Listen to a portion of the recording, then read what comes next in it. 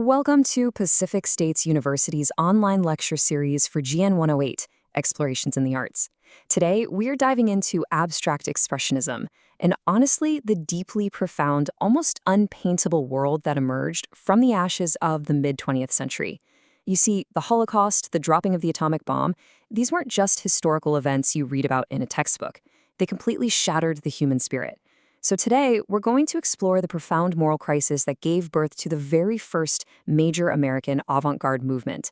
Let's jump right into this historical contrast because it's absolutely vital for understanding what happens next in art history. Now, you probably remember the Dadaists, right? They essentially handed Western civilization a giant failing grade for World War I. They called out the complete failure of human rationality and the really dark side of industrial progress. But if World War I was a failure of reason, World War II was something far, far more terrifying. It was a catastrophic failure of humanity itself. By 1945, a new generation of artists looking at the world felt this profound, heavy sense of total paralysis. The map of Europe wasn't just physically broken, the very moral foundation of society had collapsed. And this brings us to a devastating, absolutely crucial question. How do you paint a human figure after the gas chambers? I mean, how do you paint a beautiful, serene landscape when the atmosphere has literally been tainted by nuclear fire? For these post-war artists, to paint a recognizable object or to suggest some neat, tidy narrative, it felt entirely like a lie. Actually, worse than that, it felt indecent.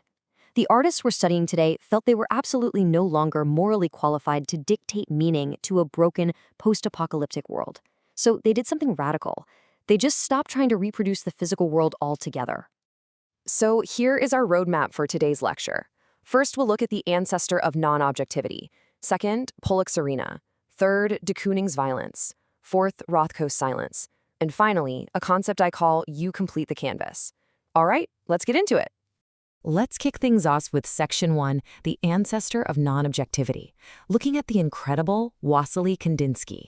To truly understand how art lost its literal shapes in the 1940s, we actually need to rewind a bit. Let's transition back a few decades before the war to around 1910. Kandinsky asked this beautiful, fundamental question that completely shifted the paradigm. He asked, why does painting always have to copy something real? Like, why can't art operate with the exact same non-literal freedom as a musical symphony? Think about that for a second. When you listen to a symphony, you aren't looking for a literal narrative, are you? The music doesn't have to shape itself into a physical house or a human face to make you feel a profound emotion. It's just pure vibration reaching directly into your soul. Now, what's really fascinating about this concept is how deeply it resonated with a psychological condition Kandinsky himself experienced. It's called synesthesia. This basically means his senses were cross-wired. He could literally hear colors and see sounds. Crazy, right? Because of this condition, Kandinsky realized that if you strip away the physical shapes of the world, you're left with the absolute purest elements of art, line, color, and form, existing solely for themselves. He proved you could express invisible, unshaped spiritual emotions. But while Kandinsky's abstraction was actually quite hopeful and spiritual, the American artists of the 1940s were about to inherit a much, much darker reality. Which brings us to Section 2, Pollock's arena, or as it's often called, action painting. So when the Second World War ended, the center of the art world shifted dramatically. It moved from a devastated Paris straight over to New York City. The artists who gathered there were traumatized, they were isolated, and they were highly cynical. They became known as the New York School. And because they felt completely unqualified to paint literal meanings, they stopped reproducing images entirely. Instead, they turned the canvas into an active arena, a place to literally act.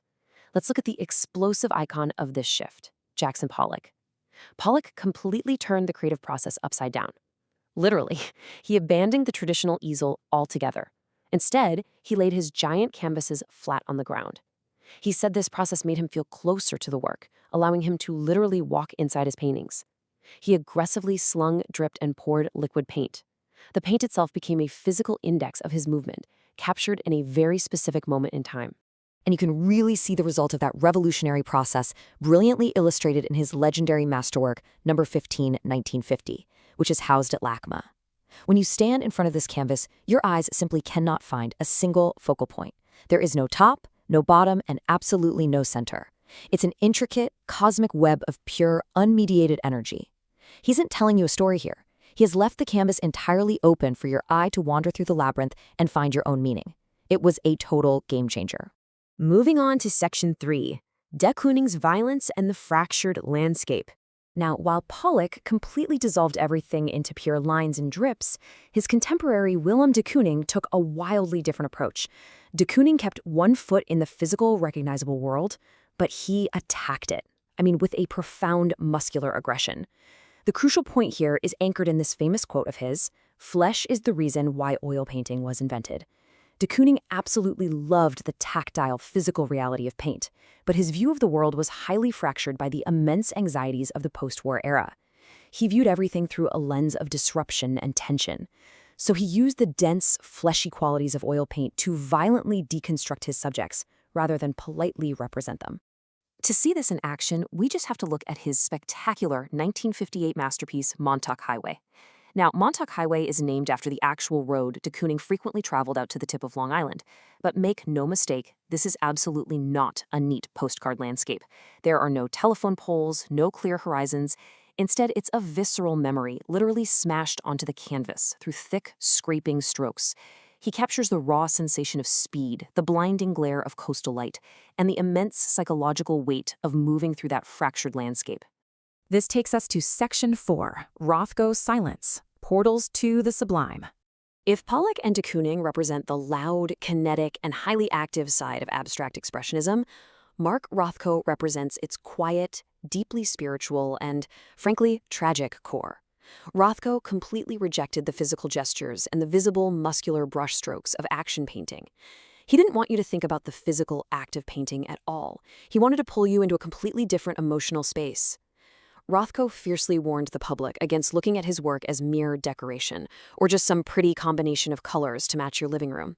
As he states here, "I am interested only in expressing basic human emotions, tragedy, ecstasy, doom."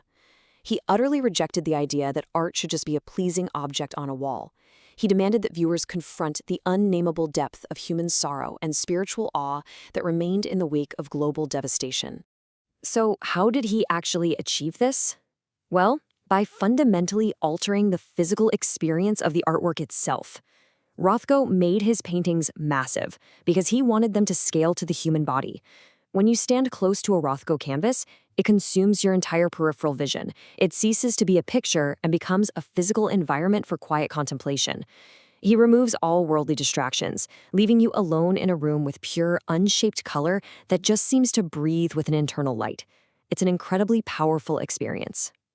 And that brings us to our final section. You complete the canvas. Abstract Expressionism marks the exact moment where American art confronted the absolute abyss of human failure and decided, you know what? The old ways are bankrupt. They refuse to decorate a broken world. But more importantly, by abandoning the recognizable figure entirely, these artists pulled off the ultimate democratic revolution in art history. Let's look at how they did this. These were three distinct reactions to the exact same broken world, and crucially, none of them pretended to have the answers. Pollock gave us pure, unmediated energy. De Kooning gave us the raw, muscular sensation of memory. And Rothko built a silent, glowing cathedral for the soul. They refused to tell the audience what to think or how to feel. They essentially said, "We have no right to dictate meaning to you." Which leaves us with this final provocation. The artist set the stage, but it's your own contemplation that gives the canvas its ultimate validation. They challenge the viewer to use these abstract canvases as mirrors. So the next time you're in a museum, I challenge you. Don't stand in front of a Pollock or a Rothko and ask, what is this supposed to mean? Instead, step close, clear your mind, and ask, what does this find inside of me? Thank you so much for joining today's lecture. I really look forward to exploring more of these incredible shifts with you in our next session.